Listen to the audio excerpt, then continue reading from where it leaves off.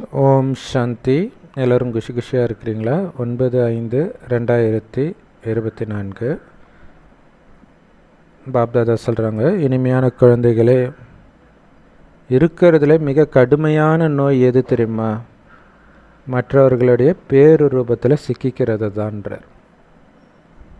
அதனால் உள்நோக்கு முகமுடையவராகி இந்த நோய் எனக்கு இருக்குதா அப்படின்னு செக் பண்ணி இருந்துச்சுன்னா அதிலிருந்து விடுபடுங்கன்றார்.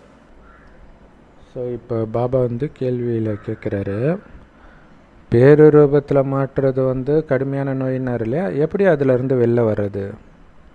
அந்த நோயினால் அப்படி என்ன நஷ்டம் வருது? அது தெரிஞ்சால் தானே வெளில வரணும்னு நம்ம முயற்சி பண்ணுவோம். பாபா சொல்கிறாரு, இந்த பெயர் ரூபத்தில் சிக்கிட்டு இருக்கிற நோயிலிருந்து வெளியில் வரணும்னா ஒரு தந்தையோடு மட்டும் அளவற்ற அன்பு இருக்கணுன்ற. வேறு வழியே கிடையாது. பாபா மேலே உள்ள அன்புனால தான் நீங்கள் மனிதர் மேலே உள்ள அன்புலேருந்து விடுபடுவீங்கன்ற. இல்லாட்டினா வாய்ப்பே கிடையாதுன்றார் இல்லையா? அந்த ஆத்மா ஒளிப்புள்ளியாக பார்த்து வர அன்பு உடல் மேலே உள்ள அன்பை வெறுக்க வைக்கும். அதிலேருந்து நீங்கள் விடுபடுவீங்க. ஆனால் உங்களுடைய புத்தி பாபாவை நினைக்கும்போது எந்த தேகதாரியின் பக்கமாவது அலைஞ்சிட்டு இருந்துச்சுன்னா பாபா கிட்ட அப்படியே சொல்லுங்கள், இப்படி என்னுடைய புத்தி அலையுது பாபா, இந்த பையன் ஞாபகம் வரான் பாபா, இந்த பொண்ணு ஞாபகம் வரா பாபா அப்படின்னு சொல்லுங்கள். அப்படி சொல்லும்போது பாபா உங்களுக்கு மன்னிப்பார். ஏன்னா டாக்டர்கிட்ட நோயை மறைக்கக்கூடாது இல்லை?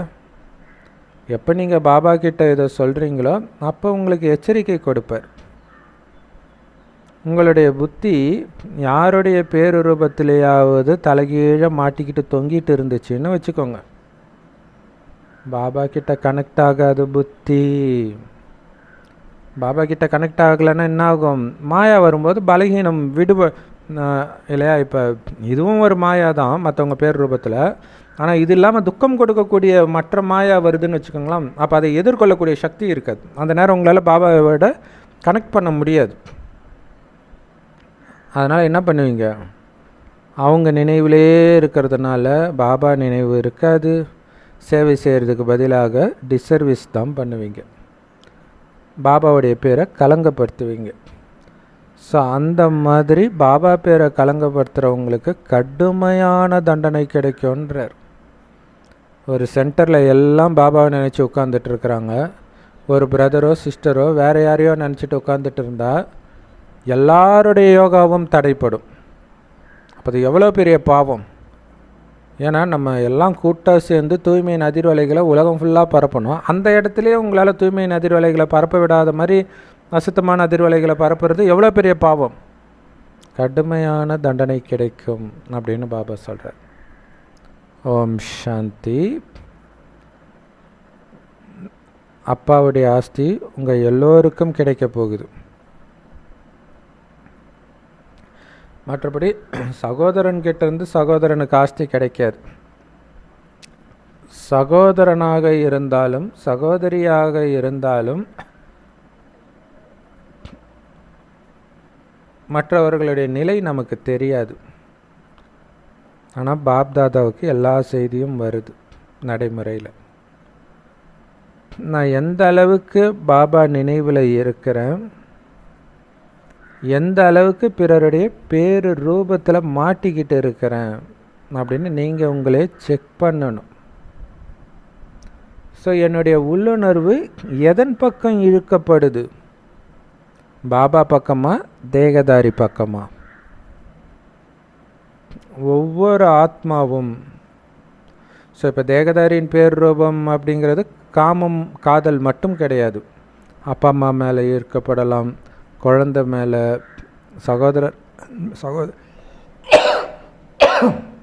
சகோதரர்கள் மேலே, பேர குழந்தை மேலே, சொத்து சுகத்தின் மேலே, பேர் புகழின் மேலே, இப்படியும் இருக்கலாம். இதெல்லாம் செக் பண்ணணும். ஒவ்வொரு ஆத்மாவுக்கும் தெரியும் நம்மை ஆத்மான்னு புரிஞ்சுக்கணும்.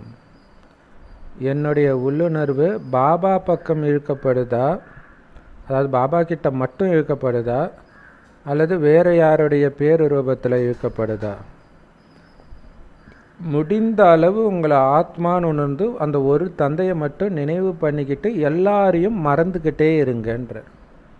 இங்கே பாபாவை நினைக்கிற லட்சியமே மற்றவர்களை மறப்பதற்குத்தான்றது புரிஞ்சுக்கிட்டாலே யோகா முடிஞ்ச உடனே இன்னொருத்தர்கிட்ட அப்படியே மெய் மறந்து பேசிகிட்டு இருக்க மாட்டீங்க. அப்படி பேசுகிறீங்கன்னா நீங்கள் பாபாவை எதுக்கு நினைக்கிறீங்கன்றதே உங்களுக்கு புரியலன்னு அர்த்தம். அதனால் உங்கள் மனசை கேளுங்க.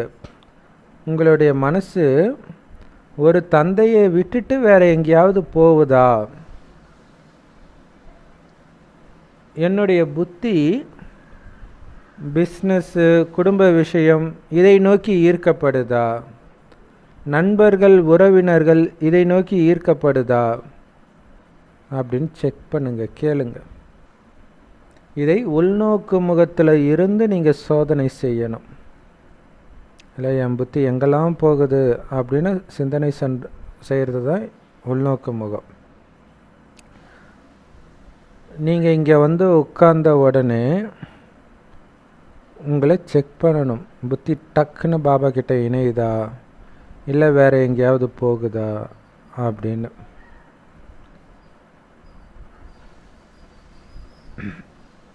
யாராவது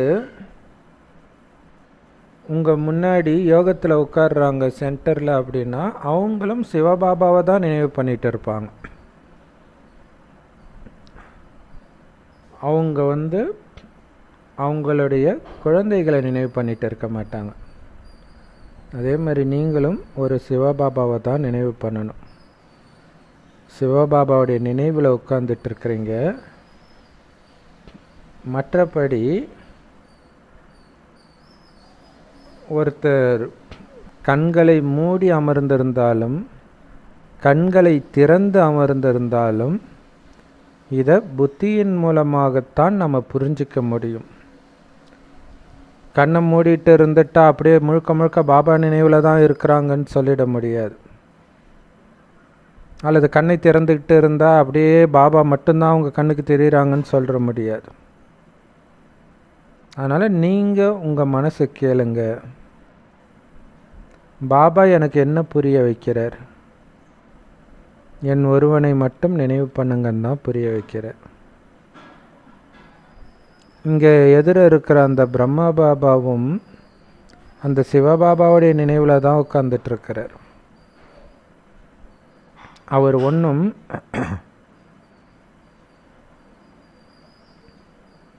உங்களை பார்த்துக்கிட்டு இருக்க மாட்டார். எதிர உட்காந்துட்டு இருந்தாலும் அவருடைய புத்தி பாபாவை தான் நினச்சிட்டு இருக்கும். ஸோ நீங்கள் எப்படி இருக்கிறீங்க அதை கவனிச்சிட்டு இருக்க மாட்டார். ஸோ யார் இருந்தாலும் சரி, இல்லையா, யோகத்துக்கு முன்னாடி கதியில் உட்காந்து யோகத்தில் இருக்கிறவங்க எதிர இருக்கிறவங்க எப்படி இருக்கிறாங்கன்னு செக் பண்ணிகிட்டு இருக்க மாட்டாங்க. அவங்க பாபாவோட புத்தியை இணைச்சிட்டு இருப்பாங்க. ஸோ ஒவ்வொரு குழந்தை பற்றிய செய்தியும் பாபாவுக்கு வருது. யார் நல்ல குழந்தைங்க, யாருடைய புத்தி ஒரு பாபாவோட மட்டும் தெளிவாக இணைக்கப்பட்டு இருக்குது அப்படின்னு பாபாவுக்கு தெரியும். அவங்களுடைய புத்தி யோகம் வேறு எங்கேயுமே போகாது. அந்த மாதிரி பக்காவான யோகத்தில் இருக்கக்கூடிய குழந்தைகளும் இருக்கத்தான் செய்கிறாங்கன்ற. சில குழந்தைங்களுடைய புத்தி மற்றவர்களால் ஈர்க்கப்பட்டாலும் கூட முரளி கேட்ட உடனே தன்னை மாற்றிக்கிறாங்க. நாம் தப்பு பண்ணிட்டோம், ஸோ இந்த பார்வை, இந்த உள்ளுணர்வு தப்பு, இதை நாம் சரி பண்ணணும் அப்படின்னு புரிஞ்சிக்கிறாங்க. ஸோ எந்த விதமான தவறான உள்ளுணர்வையும் நீங்கள் மாற்றிக்கணும். பாபா நமக்கு இதெல்லாம் புரிய வைக்கிறாரே தவிர ஒரு சகோதரர் இன்னொரு சகோதரருக்கு இதெல்லாம் புரிய வைக்க முடியாது. ஒவ்வொருத்தருடைய பார்வையும் உள்ளுணர்வும் எப்படி இருக்குதுன்னு பாபாவுக்கு தான் தெரியும். நீங்கள் ஒவ்வொருத்தரும் உங்களுடைய மனதின் நிலையை பாபாவுக்கு தெரியப்படுத்துங்க. சிவபாபாவுக்கு நீங்கள் இதை ஷேர் பண்ணும்போது பிரம்ம பாபாவும் புரிஞ்சுக்கிறார். ஸோ அவங்க பேசுகிறதை கேட்கறதன் மூலமாக, அவர்களை பார்க்கறதன் மூலமாக பிரம்ம பாபாவும் புரிஞ்சுக்கிறார். அதை கேட்காத வரைக்கும் அவருக்கு எப்படி தெரியும் ஒருத்தர் என்ன பண்ணுறாங்கன்ட்டு? அவங்களுடைய நடவடிக்கை மற்றும் சேவையின் மூலமாகத்தான் இவரும் புரிஞ்சிக்க முடியும். இவருக்கு ரொம்ப தேக உணர்வு இருக்குது, இவருக்கு கம்மியாக இருக்குது தேக உணர்வு அப்படின்ட்டு. இவருடைய நடவடிக்கைகள் சரி கிடையாது, இவர் யாருடைய பேரூபத்திலையோ சிக்கி இருக்கிறாரு அப்படிங்கிறது தெரியும். பாபா கேட்குறாரு, குழந்தைகளே, உங்களுடைய புத்தி யார் பக்கமாவது ஈர்க்கப்படுதா? சில குழந்தைங்க நேர்மையாக சொல்லிடுறாங்க, சிலர் பிறருடைய பேரூபத்தில் எந்த அளவுக்கு சிக்கிக்கிறாங்கன்னா பாபா கிட்ட கூட சொல்ல மாட்டுறாங்க, ரகசியமாக வச்சுக்கிறாங்க. இதனால் நஷ்டம் உங்களுக்கு தான். அப்பா கிட்ட சொன்னீங்கன்னா உங்களுக்கு மன்னிப்பு கிடைக்கும். எதிர்காலத்தில் நீங்கள் எச்சரிக்கையாக இருக்கணுன்ற உணர்வும் உங்களுக்கு இருக்கும் இல்லையா? பாபா கிட்ட ஒளிவு மறைவு இல்லாமல் சொல்லும்போது எதிர்காலத்தில் தப்பு பண்ண மாட்டீங்க. ஆனால் நிறைய பேர் தன்னுடைய உள்ளுணர்வை பற்றி பாபா கிட்ட உண்மையாக சொல்கிறது கிடையாது, ஏன்னா வெக்கப்படுறாங்க சொல்கிறதுக்கு. ஸோ இதுதான் துரியோதனனை தாய் காந்தாரி முன்னாடி நிர்வாணமாக வர சொல்லும்போது அவன் வாழை இலையை வச்சு இடுப்பை மறைச்சிட்டு வரான், அம்மா முன்னாடி போய் எப்படி நிர்வாணமாக வருதுன்ட்டு. அந்த மாதிரி தான் பாபா முன்னாடி மனதை முழு நிர்வாணமாக்குங்கள், அனைத்தையும் தெரியப்படுத்துங்கன்னு சொன்னால் குழந்தைங்க வெக்கப்பட்டுட்டு உண்மையை சொல்கிறது கிடையாது. உதாரணத்துக்கு யாராவது ஏதாவது தப்பு பண்ணுறாங்க அப்படின்னா அதை மருத்துவர்கிட்ட சொல்ல மாட்டுறாங்க, மறைச்சிடுறாங்க. அப்போ யாருக்கு நஷ்டம்? அந்த நோய் இன்னும் இல்லை மோசமாகும். அதே மாதிரி தான் இங்கேயும் பாபா கிட்ட சொல்கிறதுனால நீங்கள் லேசாகிடுவீங்க. இல்லாட்டினா அந்த விஷயம் உங்களுக்குள்ளேயே இருந்து மனசு கனமாகிட்டே இருக்கும். பாருங்கள், யார்கிட்டையாவது சொன்னால் மனசு லேசாகுன்றாங்களே, உண்மையிலே அது பாபா கிட்ட சொன்னால் மட்டும்தான் லேசாகும். மனிதர்கள் கிட்ட சொன்னால் பாரமாகும், ஏன்னா மறுபடியும் அவங்கள பார்க்க அது ஞாபகம் வந்துக்கிட்டே இருக்கும். ஆனால் பாபா கிட்ட சொல்கிறதன் மூலமாக மீண்டும் அந்த தப்பு நீங்கள் பண்ண மாட்டீங்க. எதிர்காலத்தில் ரொம்ப எச்சரிக்கையாக இருப்பீங்க. ஆனால் பாபா கிட்ட சொல்லலைன்னா மீண்டும் மீண்டும் இந்த தப்பு வளர்ந்துக்கிட்டே போகும். ஸோ எப்படி இவர் ரொம்ப சேவாதாரியாக இருக்கிறாரு, அவருடைய லட்சணங்கள் என்ன, அவர் எப்படி சேவை செய்கிறாரு, அவர் யார் மேலேயாவது பற்றா இருக்கிறாரா, எல்லாமே பாபாவுக்கு தெரியும். ஏன்னா ஒவ்வொருத்தருடைய ஜாதகத்தையும் பாபா பார்க்குறார்.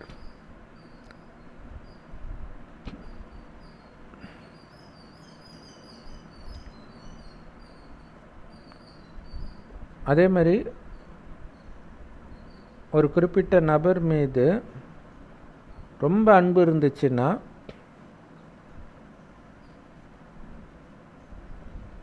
ஆக்சுவலாக இது பாபாவையும் பொருந்தும், யாரை வேணாலும் வச்சுக்கலாம்.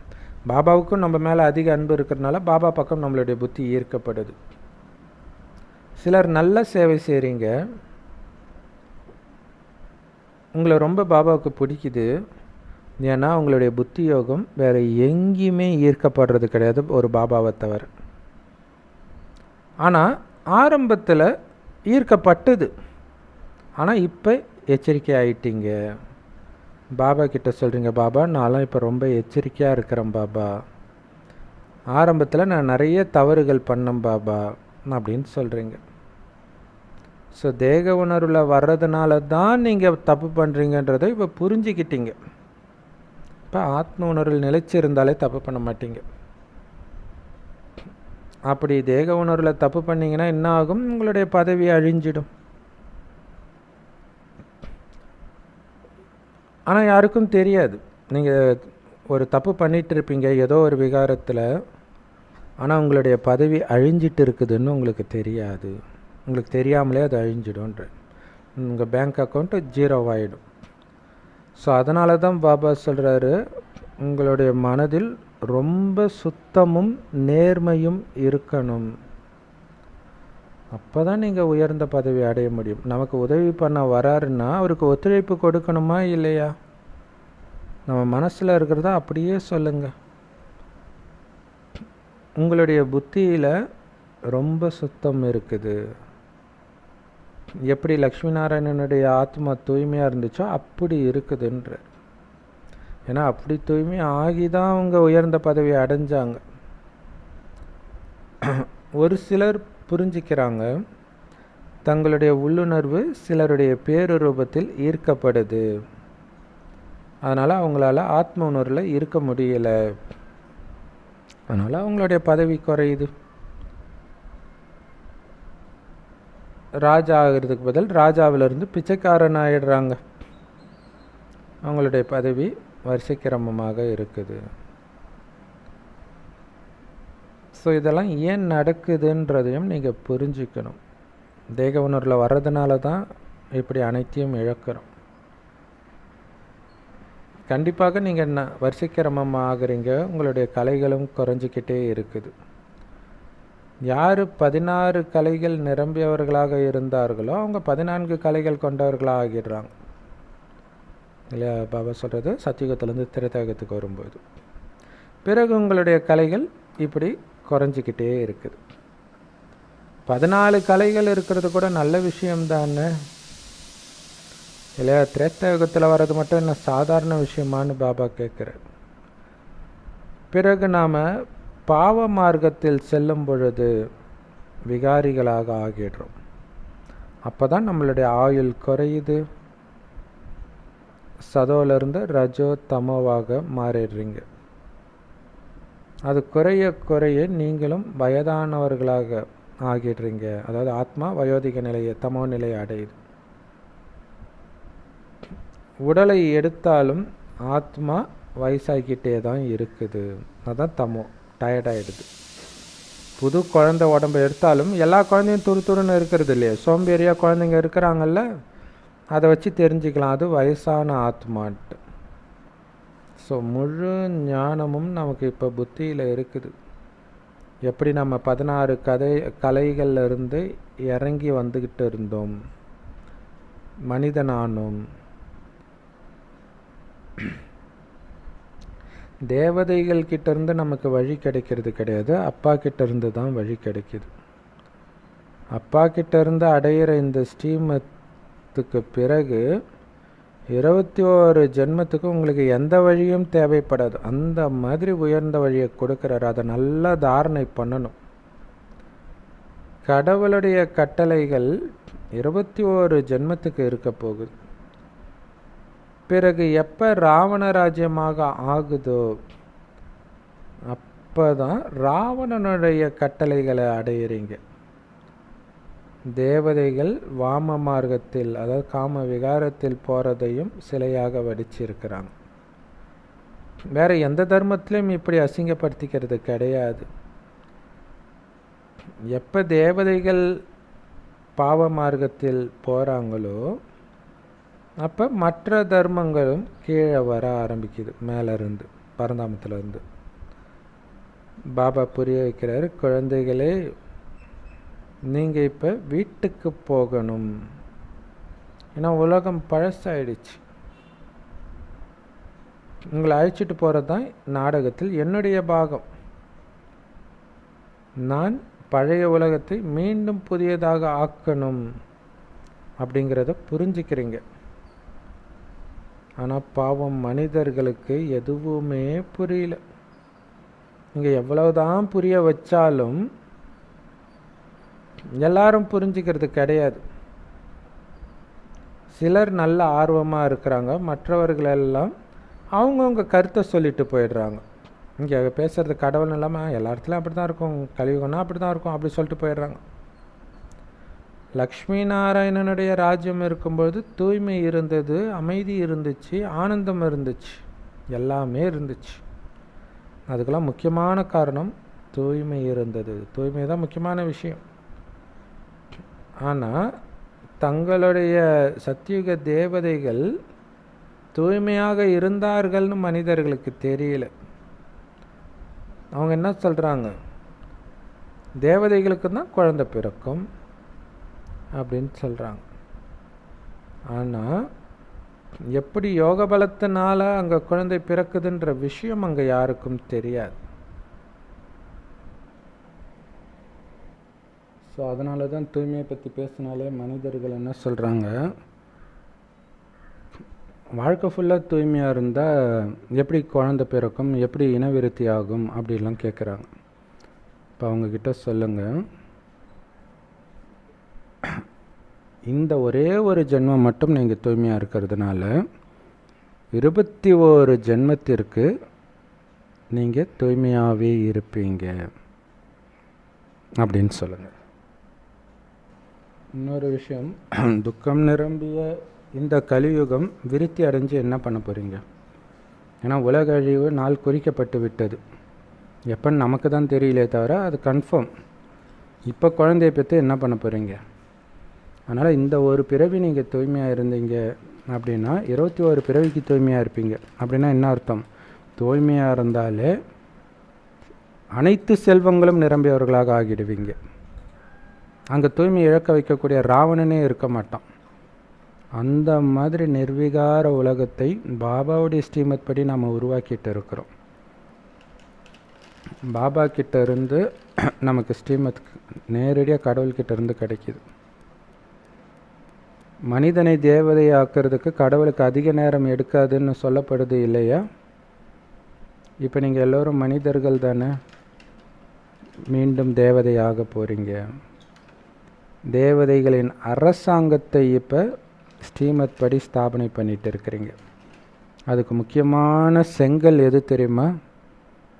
தூய்மை தான். தூய்மைன்ற செங்கல்ல தான் அதை நீங்கள் கட்டுறீங்களே. அஸ்திவாரம் தூய்மை. அதனால தான் பாபா அடுத்த நாள் முரளியில் கூட பார்த்திங்கன்னா தூய்மை இழக்கிறவங்க மிகப்பெரிய தூய்மை இழக்கிறவங்கன்னு கூட சொல்லலை, பாபாவை நினைக்கிறேன்ட்டு வேற யாரையோ நினச்சிக்கிட்டு இருக்கிறீங்கனாலே கடுமையான தண்டனை கிடைக்குன்றார். அதுவே தூய்மை இழக்கிறது தான். இப்போ இங்கே தூய்மை எவ்வளோ முக்கியமானது. ஒரு சிவனை தவிர எதுவும் புத்தியில் வரக்கூடாது. ஆத்மா தான் தூய்மை ஆகணும்.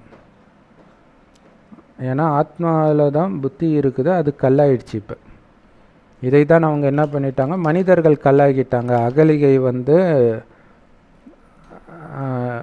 வேறொரு ஆணை மனதில் நினைச்சதுனால கணவனால் சபிக்கப்பட்டு கல்லாயிட்டாங்க அப்படின்னு சொல்லிட்டாங்க. அது உண்மையில் புத்தி கல்லாயிடுச்சு. ஸோ இதை தெளிவாக புரிய வைங்க. நாம் தான் அந்த அகலிகை. இப்போ ராமராகிய சிவத்தந்தை வந்துட்டார். ராமர் கால்பட்டு அவங்க மீண்டும் பெண்ணானாங்கன்னு சொல்லுவாங்க இல்லையா? அந்த மாதிரி சிவத்தந்தை அந்த ஞானத்தை கேட்டு மீண்டும் தெய்வீக புத்தியுடையவர்களாக நம்ம மாறிட்டு இருக்கிறோன்னு புரிய வைங்க. சுயம் தந்தையே அந்த தங்க யுகத்தின் தெய்வீக ராஜ்யத்தை ஸ்தாபனை செய்தார். அதைத்தான் சொர்க்கம்னு சொன்னாங்க. மனிதனை தேவதையாக அந்த தந்தை தான் ஆக்குனர். அதுக்கு முன்னாடி மனிதர்கள் அழுக்காக தான் இருந்தாங்க. அதுதான் பைபிளில் ஆரம்பத்தில் மனிதர்கள் ரொம்ப மோசமாக இருந்தாங்கன்னு சொல்கிறாங்க இல்லையா? ஸோ அப்படி மோசமாக இருந்தவர்களை எப்படி தூய்மையானாங்க? கடவுள் ஒரு மகா மந்திரம் கொடுத்தார். அது என்னது? நிரந்தரமாக என்னை மட்டும் நினைவு பண்ணிக்கிட்டே இருங்க, தூய்மை ஆயிடுவீங்க அப்படின்னு பாபா சொல்கிறார். இதை நீங்கள் யாருக்கு சொன்னாலும் அவங்களுக்கும் இது உள்ளூர டச் ஆகும். இதுதான் முக்கியமான விஷயம். நீங்கள் கடவுள் கொடுக்குற ஞானத்தை சொன்னாலே அது எப்படி டச் ஆகும்னு நமக்கு தெரியாது.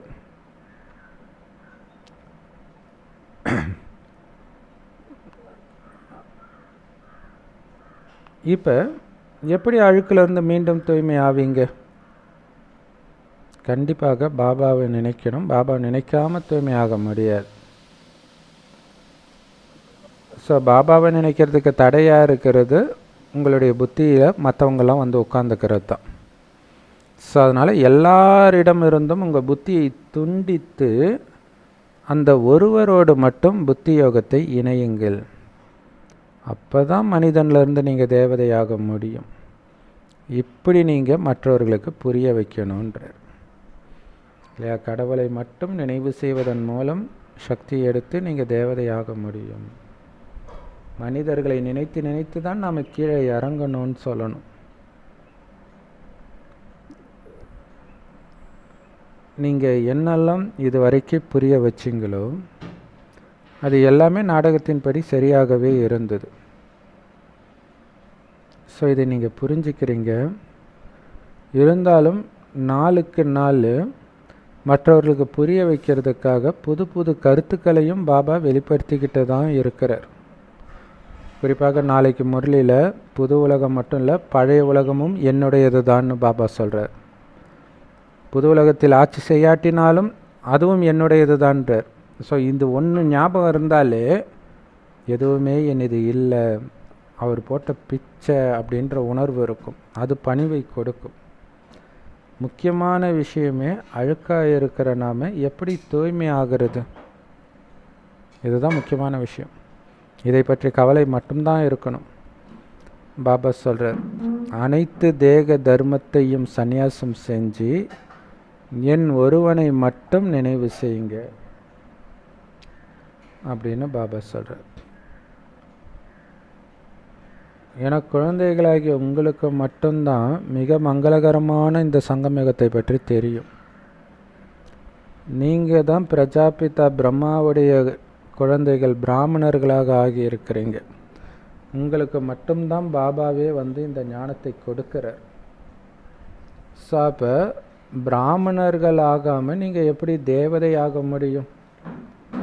இந்த பிரம்மா கூட முழுசாக 84 பிறவிகள் எடுக்கிறார். பிறகு நம்பர் 1 பிறவியும் அவர் தான் எடுக்கணும். பாபா வந்து பிரம்மா பாபாவுக்குள்ள பிரவேசமாகிறார். வந்து அவர் கொடுக்குற ஞானத்திலே மிக பிரதானமானது உங்களை ஆத்மான்னு உணர்ந்து அப்பாவை நினைங்கன்றது தான். அப்போ தான் தேக உணர்வு போகும். தேக உணர்வின் காரணமாக தான் உங்களுடைய புத்தி எதுலையாவது போய் மாட்டிக்குது, யாருக்கிட்டையாவது போய் மாட்டிக்குது, எங்கேயாவது போய் மாட்டிக்குதுன்றார். ஆனால் எல்லாராலையும் ஆத்மா அபிமானியாக ஆக முடியறது கிடையாது. அதனால் ஒவ்வொருத்தரும் உங்களை முழுசாக செக் பண்ணுங்க, நான் தேக உணர்வில் வந்துட்டேனா? ஸோ தேக உணர்வில் வந்துட்டாலே என்ன அர்த்தம்? சனி பிடிச்சிடுச்சின்னு அர்த்தம். அதை அப்படி பார்க்கணும். ஆனால் இந்த சனி, இப்போ சனி பிடிச்சதுன்னா 7.5 வருஷம் கழித்து தான் போகணுவாங்களே 7.5 சனி. ஆனால் இந்த சனியை உங்களால் ஒரே செகண்டில் துரத்த முடியும். எப்படி? ஆத்ம உணர்வுக்கு வருவதன் மூலமாக. நான் தேக உணர்வில் இருக்கிறேன்னா, நான் ஏதாவது பாவம் செய்கிறேன்னா, என்னுடைய நடத்தை சட்டத்துக்கு புறம்பானதாக இருக்குதா, இப்படின்னு திரும்ப திரும்ப திரும்ப செக் பண்ணிக்கிட்டே இருக்கணும், உங்களுக்குள்ளே கேட்டுக்கிட்டே இருக்கணுன்றார். இது சரியா, இது சரியா பாபா, நான் இப்படி நினைக்கிறது சரியா, நான் இப்படி பேசுறது சரியா, இப்படி பார்க்குறது சரியா, இப்படி நடந்துக்கிறது சரியா, செக் பண்ணிக்கிட்டே இருங்க. நிறைய பேர் இந்த மாதிரி தவறுகள் செஞ்சுக்கிட்டே இருக்கிறாங்க. கண்டிப்பாக இதற்கு கடுமையான தண்டனை அனுபவிப்பாங்க. நீங்கள் யாருமே இன்னும் கர்மாதீத்த நிலையை அடையலை.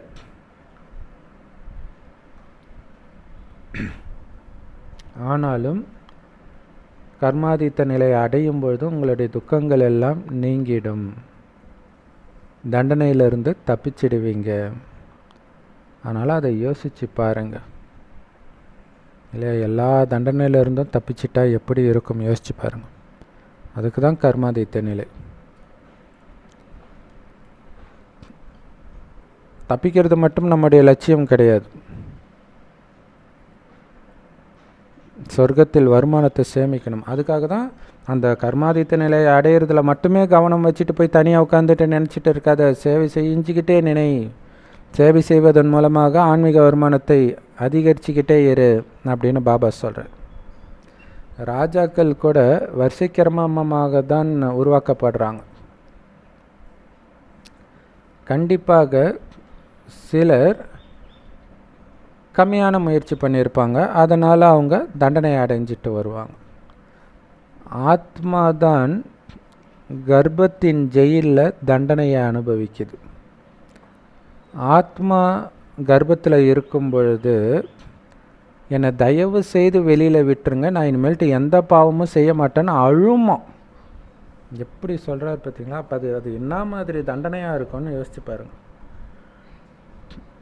இப்போ ஒருத்தர் ஏதோ ஜெயிலுக்கு போகிற மாதிரி ஒரு தண்டனை, குறிப்பாக பாலியல் குற்றம் பண்ணுறாங்க அப்படின்னா அப்படியே காலில் விழுந்து அழுவாங்க. இப்போ உதாரணத்துக்கு ஒரு ஊரில் ஹாஸ்பிட்டலில் ஃபிசியோதெரப்பி பண்ணுற டாக்டர் அந்த பொண்ணுக்கிட்ட தப்பாக நடந்துக்கிறார்.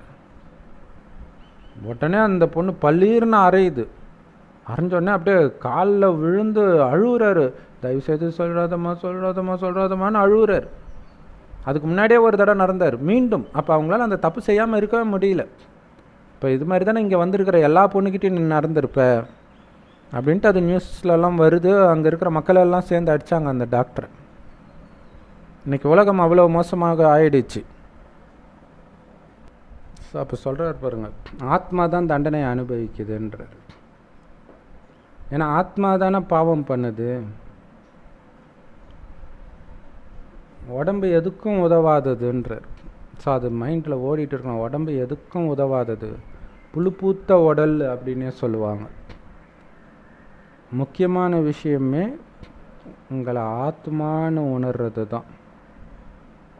அப்போ தான் ஆத்மா தான் எல்லாம் பண்ணுது அப்படின்றத நீங்கள் புரிஞ்சுக்குவீங்க. ஒருத்தன் பயங்கரமாக திட்டுறான்னா அந்த புள்ளி தான் திட்டுதுன்னு நினைக்கும்போது உங்களுக்கு கோபம் வராது. அந்த புள்ளி அந்த உடல் நான் நினச்சிட்டு மயக்கத்தில் அப்படி பண்ணிட்டு இருக்குது இல்லையா? ஒரு பெரிய அரசியல்வாதியோடைய மகன் தப்பாக நடந்துக்கிறான்னா அந்த உடம்புன்னு நினச்சி அந்த உடம்பு அரசியல்வாதியோடைய மகன்னு நினைக்கிறதுனால அப்படி தப்பாக நடந்துக்கிறான். ஆனால் அது ஒரு சின்ன புள்ளி அப்படிங்கிறது தெரியல. தெரிஞ்சால் அவங்க தப்பு பண்ண மாட்டாங்க.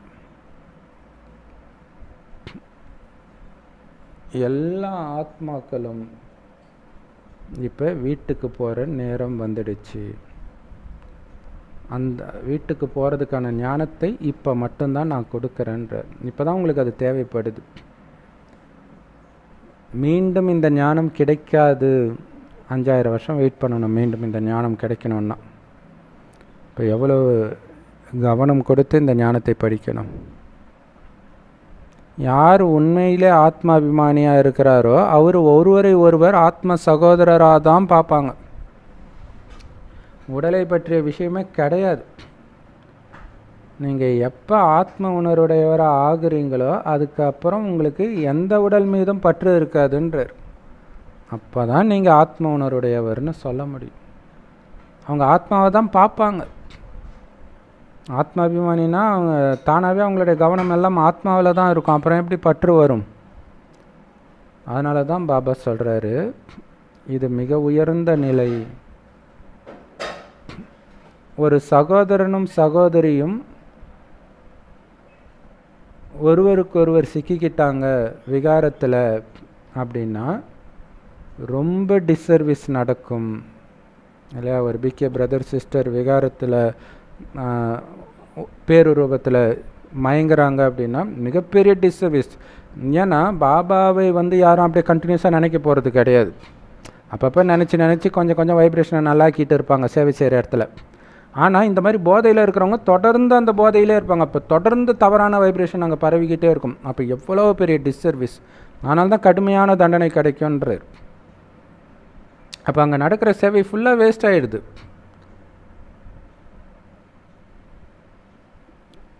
ஏழு நாள் கோர்ஸு கூட வெளியில் உட்கார வச்சு தானே கொடுக்குறாரு பாபா. இப்போ எவ்வளவு ஜாக்கிரதையாக இருக்கணும் யோசிச்சு பாருங்கள். ஆத்ம அபிமானி ஆகுங்கள் குழந்தைகளே. முயற்சியெல்லாம் இதில் தான் இருக்குது. நம்ம படிப்பில் 4 பாடங்கள் இருக்குது இல்லையா?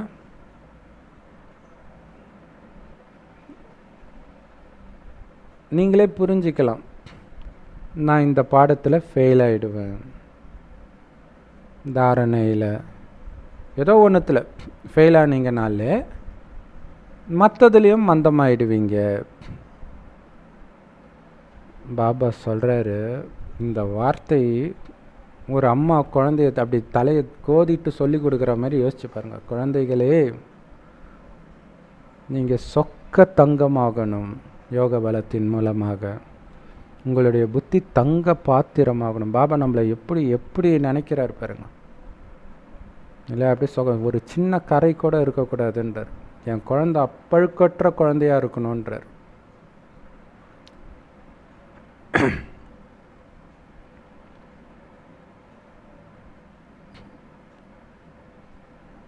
இப்போ ஒரு அம்மா அல்லது அப்பா என் பையனுக்கு விகாரம்னா என்னன்னே தெரியாது, ஆனால் +2 படிக்கிறான், காலேஜ் படிக்கிறான் அப்படின்போது சொல்லும்போதே அவங்க எவ்வளோ பெருமையாக சொல்லுவாங்க.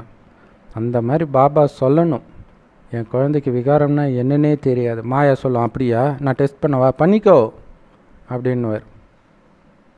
ஸோ அப்போ நீங்கள் நிரூபிக்கணும் பாபா கிட்ட. அப்போ தான் பாபா தலை நிமிர்ந்து இருக்க முடியும். பாபா சொல்லுவார் இல்லையா, என் தாடியின் மரியாதையை காப்பாற்றுங்க அப்படின்னுவார். யோக பலத்தின் மூலமாக உங்களுடைய புத்தியை தங்கமாக மாற்றுங்க. தங்க பாத்திரத்தில் தான் ஞானம் தங்கும் இல்லையா? யோகம் இல்லை அப்படின்னா அந்த அளவுக்கு ஞானமும் இருக்காது. சரியான நேரத்தில் ஞானம் ஞாபகம் வராது. கர்ணனுக்கு சாபம் கிடைக்குது இல்லையா, சரியான நேரத்தில் உன்னால் அந்த ஆயுதத்தை பயன்படுத்த முடியாது. ஏன்? ஏதோ ஒரு தப்பு பண்ணிடுறான். அதனால் குறிப்பாக யோகம் இல்லை. தான் பாபா சொல்றார், யோகம் இல்லை என்றால், யோக பலம் இல்லை என்றால் ஞானம் வேலை செய்யாது, மாயாவை வெல்ல முடியாது, தாரணை ஆகாது, யோக பலம் இல்லாமல் போயிடும். நினைவு இல்லைன்னா ரொம்ப முக்கியம். இது நாடகத்தில் ஏற்கனவே நிச்சயிக்கப்பட்டு இருக்குது. இப்படி இருந்தால் இப்படி தான் ஆகும்ட்டு. ஸோ அதனால் பாபா சொல்கிறத அப்படியே ஃபாலோ பண்ணணும், அலட்சியமாக இருக்கக்கூடாது. அதை பற்றி பின்னாடி சொல்லுவார் பாபா. கடைசியில் நான் சரி பண்ணிக்குவேன், அதெல்லாம் நடக்காது குழந்தைன்றார். பொத்துலேருந்தே பண்ணாதான் கடைசியில் பலமாக இருப்பீங்க. ஸோ எந்த அளவுக்கு உங்களுடைய நிலையை உயர்த்திக்கணும், மனநிலையை உயர்த்திக்கணும்னு பாபா புரிய வைக்கிறார். அதுக்கு நீங்கள் செக் பண்ணுங்கள். ஆத்மாவாகிய நான் சட்டத்துக்கு புறம்பான காரியத்தை நாள் முழுவதும் செய்கிறேனா, எப்பயாச்சும் முழு நாளும் செக் பண்ணுங்கன்றார். அந்த மாதிரி ஏதாவது ஒரு ஸ்ரீமத்துக்கு புறம்பான காரியம் பழக்கமாக உங்களுக்கு இருந்துச்சுன்னா உடனடியாக அதை விட்டுருங்கன்றார். அப்படியே நீங்கள் விட்டாலும் 2வது நாளோ 3வது நாளோ மாயா மறுபடியும் அந்த தப்பை பண்ண வச்சிடுது. அதனால் ரொம்ப எச்சரிக்கையாக இருக்கணும். அந்த மாதிரி சூக்ஷ்மமான தவறுகள் தொடர்ந்து நடந்துக்கிட்டே இருக்குது. ஏன்னா இந்த ஞானமே சூக்ஷ்மமானது, இதனால் ஏற்படுற மாறுதல்களும் சூக்ஷ்மமானது. ஆனால் இதை பற்றியெல்லாம் மனிதர்களுக்கு தெரியுமா? அவங்களுக்கு சொல்லுங்கள். நாங்கள் அனைத்தையும் எங்களுக்காக பண்ணுறோம், எங்கள் செலவில் பண்ணுறோம். மற்றவங்கக்கிட்ட உண்டியல் குலுக்கிற வேலையெல்லாம் நாம் பண்ணவே கூடாது. ஆக்சுவலாக யோகாவின் சாட்சிகள் அவங்க கூட அப்படி தான் நினைக்கிறேன். அவங்களுடைய செலவிலே தான் அவங்க பண்ணுவாங்க. ஆக்சுவலாக எல்லாருமே அப்படி தான் பண்ணுவாங்க. அப்படி இருக்கும்போது நம்ம ராஜ்யத்தை உருவாக்குறோன்னும் போது நம்ம அப்படி பண்ணலாமா? கோயில் கட்டுறோன்ட்டு காசு வாங்குறாங்கல்ல, நம்ம ஒரிஜினல் சொர்க்கத்தை கட்டுறோம். யார்கிட்டையாவது காசாக வாங்குகிறோம்? பாபா சொல்கிறார், அப்போ எங்களுக்கான ராஜ்யத்தை மற்றவங்க காசில் நாங்கள் எப்படி உருவாக்க முடியும்? அதனால்தான் பாபா சொல்கிறாரு, மற்றவங்கக்கிட்ட ஏதாவது கேட்குறதுக்கு பதில் நீ செத்து போயிடலான்ற. இதுதான் ராஜகுணம்ன்றது ஞாபகம் இருக்கணும். இதுதான் பாபா குழந்தைங்க எவ்வளவு ஏழ்மையில் இருந்தாலும் இருக்கிறத காட்டிக்க மாட்டாங்க. இப்போ இதுக்கு ஒரு லௌகீக உதாரணம் சொல்கிறேன் பாருங்கள். ஜேபி சந்திரபாபு பற்றி நம்ம வீடியோ கூட போட்டிருப்போம், ஜென்ரல் வீடியோவில். அது அவசியம் பாருங்கள். அதில் பார்த்தீங்கன்னா கடன்னு உச்சத்துக்கு போகிறார். மற்றவங்களுக்கெல்லாம் 500 ரூபாய் சம்பளம் வாங்கும்போதே அவர் 15,000. அப்போ எவ்வளோ உச்சத்தில் இருந்திருக்கிறாருன்னு யோசிச்சு பாருங்கள். அப்புறம் சில தவறான முடிவுகள், எம்ஜிஆர் படத்தில் சாவித்திரி குண்டாக இருக்கிறாங்க, அதனால் அவங்கள எடுத்துகிட்டு ஹீரோயினை மாற்றுங்கன்னு எம்ஜிஆர் சொல்லியிருக்காரு. இவர் சாவித்திரியோட க்ளோஸ் ஃப்ரெண்டு, சாவித்திரி அந்த படத்தோடைய ப்ரொடியூசராகவும் இருக்கிறதுனால அதெல்லாம் முடியாதுன்னு சொல்லிட்டார். ஸோ எம்ஜிஆர் எவ்வளோ பெரிய ஆள், முடியாதுன்னு ஒருத்தர் சொல்கிறாரு, அவர் படத்தில் நடிக்கிறதுக்கு ஒத்துக்கிட்டதே பெரிய விஷயம்ன்ட்டு அவருக்கு ஈகாகி டக்குன்னு வர்றதை நிறுத்திட்டார். ஸோ அதனால் பெரிய நஷ்டமாகுது அவருக்கு. ஸோ இந்த மாதிரி நிறைய பிரச்சனையில் சிக்கிறாரு. மனைவி கல்யாணம் ஆகி 2வது நாளே ஓடி போயிடுறாங்க. அந்த நேரத்தில் வெறும் தண்ணி அடிச்சுக்கிட்டே இருக்கார். வழக்கமாகவே அவர் பார்த்திங்கன்னா காலைல 5 மணிக்கு தான் தூங்குவாராம், மதியம் 1 மணிக்கு தான் ஏந்திரிப்பாராம். அப்படி இருந்தால் எப்படி சான்ஸ் கிடைக்கும்? அதையும் மீறி அவருடைய திறமைக்கு கிடச்சிது. அப்பயும் இந்த மாதிரி தவறுனால விட்டுடுறார். கட்சியில் எந்த வாய்ப்பும் கிடைக்கல. எம்ஜிஆர், சிவாஜி, ஜெமினி எல்லாம் தப்பாக பேசிடுறார் ஒரு பேட்டியில். அவ்வளோதான், எல்லா வாய்ப்பும் கேன்சல். இப்போ தான் இப்படி சாப்பாட்டுக்கே கஷ்டப்படுறோன்ற நிலைமை யாருக்கும் தெரியக்கூடாதுன்னு தனியாக போய் வாழ்ந்தாராம். இப்போ அவருக்குள்ளே கூட அந்த ராஜகுணம் இருக்குது பாருங்கள், கேட்குறதுக்கு செத்து போயிடலான்ட்டு. எவ்வளோ பெரிய விஷயம். அப்போ நம்ம எப்படி இருக்கணும்? ஆனால் நம்ம பணிவாக இருக்கணும். அவருக்கு கொஞ்சம் பணிவு கிடையாது, அதனால் இந்த நிலை வந்தது. நம்ம பணிவாக இருக்கணும். ஆனால் என்ன ஆனாலும் கேட்கக்கூடாது. பாபா குழந்தைகளையே கூட நீங்கள் கேட்கக்கூடாதுன்றார் இல்லையா? சென்டர் இன்சார்ஜ் இவங்களாம் கொடுங்கன்னு கேட்காதீங்க, முரளி படிங்க, அடுத்தது சேவை பண்ண போகிறோம், அவ்வளோதான். அவங்களே வந்து கேட்பாங்க, சிஸ்டர் நான் இதில் கான்ட்ரிபியூட் பண்ண தானாக கேட்பாங்க. நீங்கள் அடுத்த கொடுக்குறவங்க கொடுக்கலான்றது கூட கேட்குறது தான், அதையும் புரிஞ்சுக்கணும். அது தானாக பண்டாரா நிரம்பும். ஆனால் பாபா சொல்கிறார், எப்போ நீங்கள் கேட்க ஆரம்பிக்கிறீங்களோ அப்போ பண்டாரா சீக்கிரமாக நிரம்பாதுன்றார். எவ்வளோ பெரிய ரகசியத்தை வெளிப்படுத்துகிறார் பாருங்கள் பாபா. இதை வந்து நீங்கள் லௌகீகத்தில் இருந்தாலும் அலௌகீகத்தில் இருந்தாலும் ஈஸியாக உணர முடியும். கேட்டிங்கன்னா நிரம்பாது. கேட்குறவன் துரத்துறவன் பின்னாடி அது வராது. கேளுங்கள் கொடுக்கப்படும்னு பைபிளில் வந்து எல்லோரையும் பிச்சைக்காரனாக்கி வச்சுருக்கிறாங்க. இங்கே கேட்காதீங்க. கேட்குறதுக்கு என்ன இருக்குது? இந்த ஞானத்தின் விஷயத்தை கூட நீ கேட்க தேவையில்லை, நானாக கொடுக்குறேன்றாரு. உனக்கு என்ன தெரியும் கேட்குறதுக்கு? கேட்குறதோட செத்து போயிடலான்றார் பாபா. இப்போ சூப்பராக சொல்கிறார். இதை தான் அம்மாவும் அடிக்கடி சொல்லுவாங்க. தானாக வந்தால் அதுதான் பால், கேட்டு பெற்றால் அது தண்ணி, வலுக்கட்டாயமாக பெற்றால் அது ரத்தம். அப்போ பாபா சொல்கிறார், நீங்கள் ஒரு விஷயத்தை கேட்டு பெறீங்கன்னா அவங்க வலுக்கட்டாயமாக கொடுக்குறாங்க, அதில் எந்த பலனும் கிடையாதுன்றார். இது ரொம்ப முக்கியமான விஷயம். இது காசு மட்டும் இல்லை, சேவை கூட. நீங்கள் சென்டர்லாம் பார்த்தீங்கன்னா இல்லை அப்படின்ட்டு சாக்கு சொல்கிறாங்கன்னா அவங்கள கூப்பிட மாட்டாங்க. யார் விரும்பி வராங்களோ அவங்கள தான் கூப்பிடுவாங்க. ஸோ அப்படி நீங்கள் வலுக்கட்டாயமாக கொடுத்தீங்கன்னா உங்களுக்கு பலனே ரொம்ப கம்மியாக தான் இருக்கும். என்னமோ அவங்க உங்களுக்கு கொடுக்கறதுக்காக ஒரு மிகப்பெரிய தியாகம் பண்ண மாதிரி உணர்வாங்க. அப்போ அது தண்ணிக்கு சமமாயிடுதுன்றார். கடவுளுக்கு பால் அபிஷேகம் பண்ணணுமா, தண்ணியில் அபிஷேகம் பண்ணணுமா? ஸோ வலுக்கட்டாயமாக அப்படி பிடிச்சி இழுத்தீங்க அப்படின்னா அது ரத்தம்ன்றார். ஸோ அந்த மாதிரி நிறைய தொல்லை கொடுக்குறாங்க. நாடகத்தில் யார் கொடுக்கணும் இருக்கிறதோ அவங்க கொடுக்க போகிறாங்க, நீங்கள் பாட்டுக்கு அமைதியாக இருக்கணுன்றார். எல்லாத்துலேயுமே அந்த அந்த ராயல் தன்மை அது பயங்கரம் இல்லையா? சிலர் ரொம்ப இப்படி தொல்லைப்படுத்துகிறாங்க.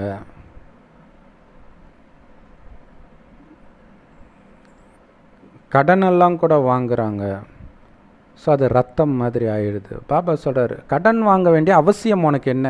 அதுக்கு நீ செத்து போயிடலான்றார் இல்லையா? கேட்டு பெறுவது, கடன் வாங்கி வாழ்க்கை நடத்துறது, இதுக்கு செத்து போயிடலான்றார். நீங்கள் ஒன்று தானம் பண்ணிட்டீங்கன்னா அதை திரும்ப நீங்கள் எடுக்கிறீங்க அப்படின்னா ஹரிச்சந்திரனுடைய உதாரணம் மாதிரி ஆகிடும் இல்லையா? ஹரிச்சந்திரன் தன் மகனை யாகத்தில் பலி கொடுக்குறேன்னு சொல்லிவிட்டு, பிறந்த உடனே பலி கொடுக்குறேன்னு சொல்லிவிட்டு அடுத்தது அந்த முனிவருக்கு தெரியாமலே மகனை வளர்ப்பார். இப்போ சொன்னால் கொடுத்துடணும், கொடுத்ததை திரும்பி எடுக்கிற மாதிரி ஆகிடுது இல்லை? அந்த மாதிரி தான் விகாரமாகட்டும் அல்லது யஜ்யத்துக்கு நீங்கள் காசை கொடுத்துட்டோ அல்லது எதையோ கொடுத்துட்டு திரும்ப பெறுதல், அதுவும் நிறைய இடங்களில் நடக்குது. தான் பாபா சொல்கிறார். அப்போ இன்னொரு முக்கியமான விஷயம், எடுக்கிறது மட்டும் இல்லை, கொடுத்ததை நான் கொடுத்தேன் நான் கொடுத்தேன் நான் கொடுத்தேன்னு ஞாபகம் வச்சுக்கிறீங்க பாருங்கள், அது கூட எடுக்கிறது தான்ற. அப்படி பண்ணாதீங்க. இவ்வளோ சூப்பர் இல்லை? நான் எவ்வளோ பண்ண தெரியுமா, லௌகிகத்தில் சொல்லுவாங்க, நான் எப்படி கஷ்டப்பட்டு உன்னை படிக்க வச்சேன்னு தெரியுமா, இது பண்ண தெரியுமா, அது பண்ண தெரியுமா. அப்படி பண்ணாதீங்க அப்படின்னு பாபா சொல்கிறார். உங்களுக்கு உங்கள் வாழ்க்கைக்கு தேவையானதை எடுத்து வச்சுக்கோங்க, உங்களுக்கு யூஸ்ஃபுல்லாக இருக்கட்டும், மற்றதை ஏக்கியத்தில் பயன்படுத்துங்க. ஸோ குழந்தைங்க ரொம்ப முயற்சி பண்ணணும். அப்போ தான் இறுதியில் ஒரு பாபாவை தவிர எந்த நினைவும் இருக்காது. இது ரொம்ப முக்கியமான விஷயம் இல்லையா? உங்களுக்கு எடுத்து வச்சுட்டு சேவைக்கு மற்றதை பயன்படுத்துங்கன்ற.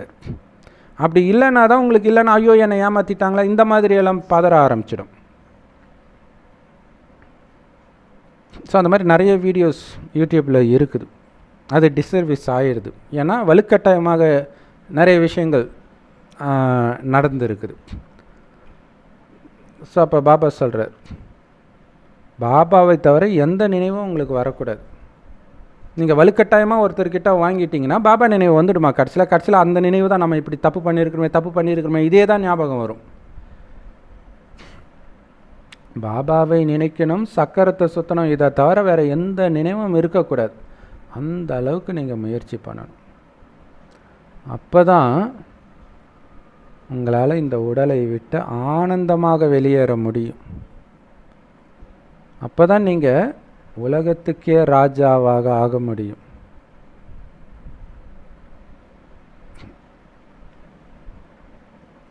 கடைசியில் தானாகவே உங்களுக்கு பாபாவுடைய நினைவு வந்துடும்னு கிடையாது.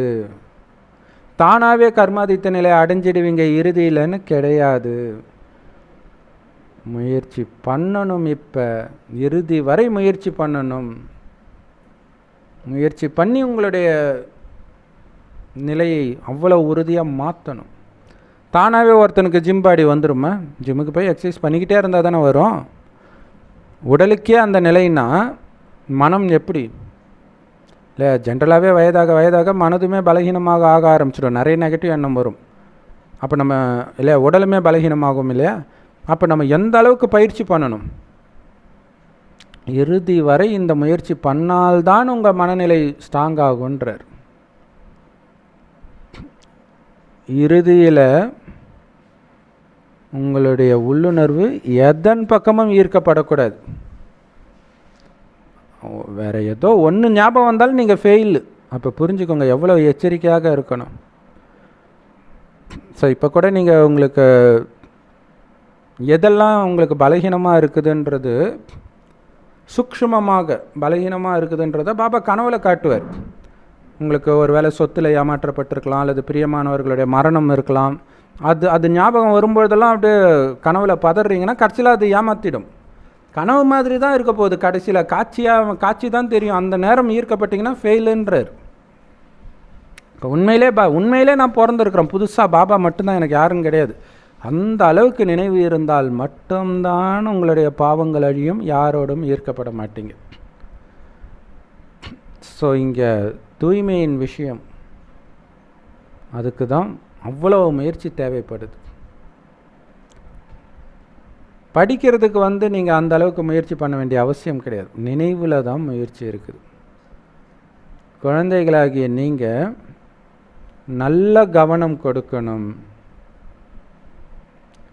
நினைவு நினைவு நினைவு நினைவு கவனம் இருந்துக்கிட்டே இருக்கணும். வண்டி ஸ்டார்ட் பண்ணுறதுக்கு முன்னாடி நியூட்ரலில் வச்சு தான் ஸ்டார்ட் பண்ணுவாங்க, கீர் இல்லையா? அந்த மாதிரி தான் ஒவ்வொரு காரியம் செய்யும்போதும் மனம் நியூட்ரலாக இருக்குதா, வேறு எந்த நினைவும் இல்லாமல் இருக்குதா, ஒரு அப்பாவை தவிர எதையும் நினைக்காமல் இருக்குதா, அப்போ தான் you are ready to go இல்லையா? எந்த காரியம் செய்கிறதுக்கு முன்னாடியும் ஃபரிஸ்தா நிலையில் நிலைச்சி இருந்துட்டு அப்புறம் காரியத்தில் வாங்கன்றார். கவனம் கொடுங்க. அதனால தான் பாபா சொல்கிறார், தினம் தினம் உங்களை நீங்களே கேளுங்க. ஏதாவது சட்டத்துக்கு புறம்பான காரியம் பண்ணனா, யாருடைய பேர் ரூபத்திலேயாவது சூக்ஷ்மமாவது என்னுடைய புத்தி சிக்கிட்டு இருக்குதா, கவனம் கொடுங்க.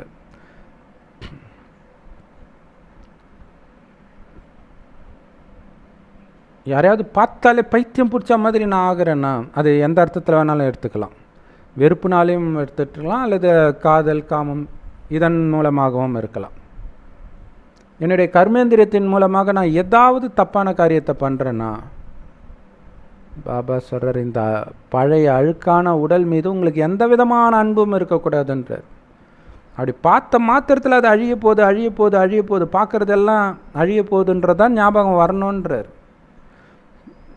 இல்லை, எப்படி சதிதேவி யாகத்தில் விழுந்து தன்னுடைய உடலை எரிக்கிறாங்க, அது மாதிரி நீங்கள் பார்க்குற எல்லோரையும் சிவபெருமான் 3வது கண்ணை திறந்து மன்மதனை எரித்தார் இல்லையா? அப்படின்னு அர்த்தம் உடலை எரிக்கிறது, வெறும் ஆத்மா மட்டும்தான் உங்கள் கண்ணுக்கு தெரியணும்.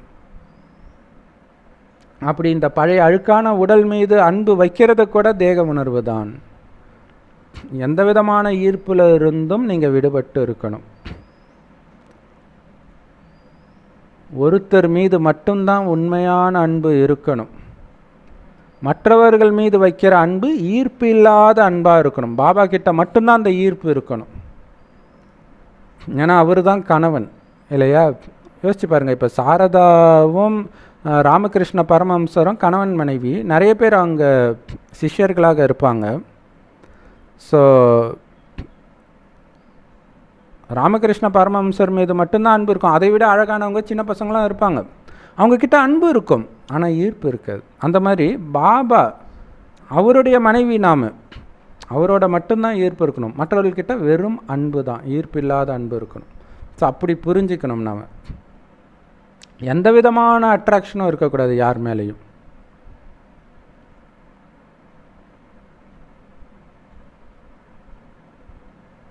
உங்களுக்கு குழந்தைகள் இருந்தால் கூட ஈர்ப்பு இருக்கக்கூடாது. அது ஒரு சகோதர ஆத்மா, அவ்வளோதான். ரோட்டில் போகிற எல்லா ஆத்மா மாதிரி இதுவும் ஒரு ஆத்மா. அன்பு இருக்கணும், ஈர்ப்பு இருக்கக்கூடாது. அந்த குழந்தை மார்க் எடுத்தால் அப்படியே சந்தோஷம், அந்த குழந்தை சிரித்தா சந்தோஷம், டான்ஸ் ஆடினா சந்தோஷம், பார்த்தா சந்தோஷம். உங்களுக்கு நீங்களே சூனியம் வச்சுக்கிறீங்கன்னு அர்த்தம். ஒரு சகோதரர் அவருடைய மனைவி ஓடி போயிட்டாங்கன்ட்டு இன்னொரு பெண், ஏற்கனவே திருமணமாகி கல்யாணம் ஆகி குழந்தை உள்ள ஒரு பெண் கணவனை விட்டுட்டு இவங்ககிட்ட வராங்க, இருக்கிறாங்க. அதுக்கப்புறம் மன கஷ்டம்ட்டு விட்டுட்டு போயிடுறாங்க, குழந்தையும் விட்டுட்டு போயிடுறாங்க. அதுக்குள்ளே அந்த குழந்தை மேலே இவருக்கு அவ்வளவு பற்று. சாரி, அவங்க குழந்தை கூட கிடையாது, அவங்க குழந்தைக்கு பிறந்த குழந்தை அப்படின்னா என்ன, பேர குழந்தை கணக்கு. ஆனால் அது அந்த குழந்தையும் இவருக்கு பிறக்கலை. அப்படி இருந்தும் அந்த குழந்தையோட குழந்தை மேலே அப்படி ஒரு பற்று, அழுவுறார். எனக்கு அந்த மனைவி அந்த பொண்ணு வரலன்னா பரவாயில்ல, எனக்கு அந்த குழந்தை வேணும், குழந்தை வேணும்னு துடிக்கிறார். ஸோ அந்த ஈர்ப்பு அது இருந்துச்சுன்னா நம்ம கடைசியில் மாட்டிக்கும். எதெல்லாம் கண்ணால் பார்க்குறீங்களோ அத்தனையும் அழிய போகுது. உடம்பு அழியும் தானே, அதனால தான் அழியக்கூடிய உடலை பார்க்காதீங்கன்றார். அழியக்கூடிய எல்லாத்துலேருந்தும் அன்பை நீக்குங்கள். எது அழியும்? பார்க்குற எல்லாம் அழியும், இந்த ஊனக்கண்ணுக்கு தெரிகிற எல்லாம் அழியும். அப்போ அழிவற்ற அந்த ஒரு தந்தையோடு மட்டும்தான் அன்பு இருக்கணும். மற்றவர்களுடைய பேரில் ஈர்க்கப்படுறது கூட இருக்கக்கூடாது, அதிலிருந்து கூட நீங்கள் விடுபட்டு இருக்கணுன்றார். என்ன பவர்ஃபுல்லான முரளி இல்லையா? இவ்வளோ பவர்ஃபுல்லான முரளியை கொடுத்த அன்பான பாப்தாதாவுக்கு அன்பு நினைவுகள் மற்றும் நமஸ்தே. உங்களுடைய உள்ளுணர்வு சுத்தமாக இருக்கணும். மனசு சுத்தம் சார் அப்படின்வாங்க கிராமத்தில், அந்த மாதிரி சுத்தமாக இருக்கணும். எந்த விதமான பாவ காரியமோ சட்டத்துக்கு புறம்பான காரியமோ பண்ணக்கூடாது. ரொம்ப ரொம்ப எச்சரிக்கையாக இருக்கணும். உங்களுடைய புத்தி எதுலேயுமே ஈர்க்கிறதுக்கு அனுமதிக்கக்கூடாது. போய் எதுலேயும் போய் பற்றிக்கக்கூடாது. ஒரு தந்தையோட மட்டும்தான் உண்மையான அன்பு இருக்கணும். மற்றவர்கள் மேலே இருக்கக்கூடிய அன்பெல்லாம் சும்மா பேரளவில் அன்பு, அவ்வளவுதான். அப்போ தான் ஈர்ப்பிலிருந்து விலகி இருப்பீங்க. கல்யாணத்துக்கு சாப்பாடு போடுறாங்கன்னா சிரிச்ச முகத்தோடு போடுவோம், அப்படியே பற்றா கிடையாது, சிரிச்ச முகத்தோடு எல்லாருக்கும் போடுறோம். இப்போ அம்பானி அந்த ஊர் மக்களுக்கே சாப்பாடு போட்டார் அவர் கையால், பற்றோடவா அன்பாக இருப்பார், அவ்வளோதான். ஆனால் விலகி இருக்கும், அந்த மாதிரி இருக்கணும். ஸோ அந்த மாதிரி ஆத்ம உணர்வு நிலையில் இருக்கணும். உங்கள் உடம்பு மேலே கூட உங்களுக்கு பற்று இருக்கக்கூடாது. யாருடைய உடம்பையோ குளிப்பாட்டுறேன், யாருடைய உடம்புக்கோ தலை சீவுறேன், இப்படி தான் இருக்கணுமே தவிர உங்கள் உடம்புன்ற அந்த பற்று கூட இருக்கக்கூடாதுன்றார். அந்த அளவுக்கு வெறும் ஒளியாக நான் இருக்கிறேன், ஆத்மாவாக இருக்கிறேன். அந்த மாதிரி ஆத்மாபிமானியாக ஆகுங்க அப்படின்னு பாபா சொல்கிறார். பவர்ஃபுல்லான வரதானம். சுயராஜ்ய அதிகார சமஸ்காரத்தின் மூலமாக எதிர்கால ராஜ்ய அதிகாரத்தை அடையக்கூடிய பாக்கியசாலி ஆத்மா ஆகுங்கள். அதுக்கு விளக்கம், யாருக்கு சுயராஜ்ய அதிகாரி சமஸ்காரம் நெடுங்காலமாக இருக்குதோ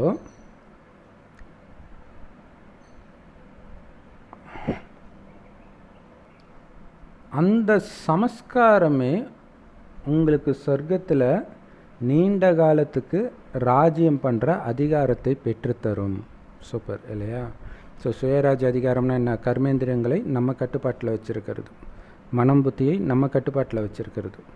ஸோ அந்த சமஸ்காரம் நீண்ட காலமாக பக்காவாக இருந்துச்சு. இப்போ இந்த சங்கமயுகத்தில்னா தான் சொர்க்கத்தில் நீண்ட காலம் நீங்கள் ராஜ பதவி அடைய முடியும்.